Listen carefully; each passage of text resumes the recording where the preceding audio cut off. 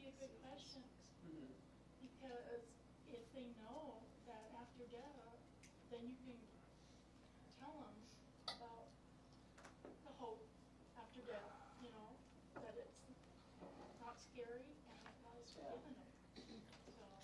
I think very well said. Depending on the situation, you're having a conversation with somebody, they're talking about death and afraid of death, right? So what a natural opportunity to talk, well, why are you afraid? What do you think is going to happen when you die, right? So that's an open door, right? It's not just a blunt, by the way, right? How are you doing today? And by the way, if you were to die, that seems kind of abrupt, doesn't it?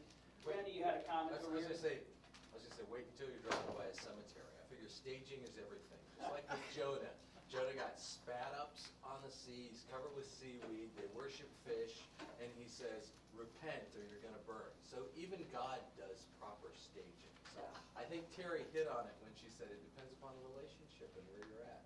And are you just starting to learn about this person and know them? Or have you been friends a long time and you're like, I really have to share this with you because it's really important? Yeah.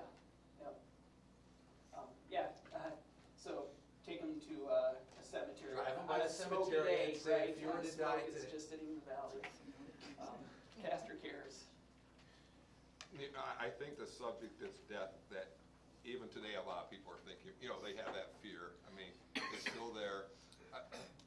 I think when you ask a question, though, you're putting them on a spot. Mm-hmm.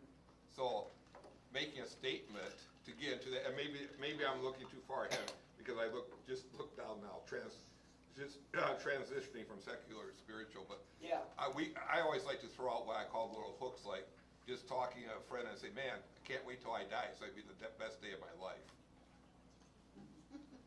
And then let them think about that. Yeah. I'm not putting them on the spot. Right. Has anybody ever misunderstood you as like, whoa, this guy can't wait to die? Well, but they will misunderstand me, but then they will ask questions. Yes, right. Yeah, it's intriguing. And and so we're going to take a look at a conversation that Jesus has, right? So often when Jesus was teaching spiritual truths, he would drop some bombs, right? Yeah. Some mind bombs on people. But he usually didn't start that way. He would start with a tactful question, right? And open a door. He would start with something tangible. Talk about that a little bit in the sermon today. He feeds 5,000 people. He gives them bread, and then he teaches them about bread of life. We're going to see Jesus with a woman. He asks for a drink of water, and then he talks about spiritual water. And so you definitely see that tact with Jesus. There are situations and relationships where you might say, well, I don't need to be tactful. Or in this situation, this is an open door. I can be blunt because that's the kind of relationship I have with a person.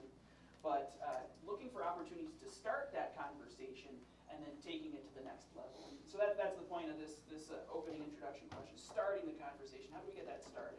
So let's go on to that next heading. It says, starting the conversation. The conversation may be started before you even say anything. How is that so? Read Matthew 5:14 through 16. Do I have a volunteer for those verses? Amy, go ahead.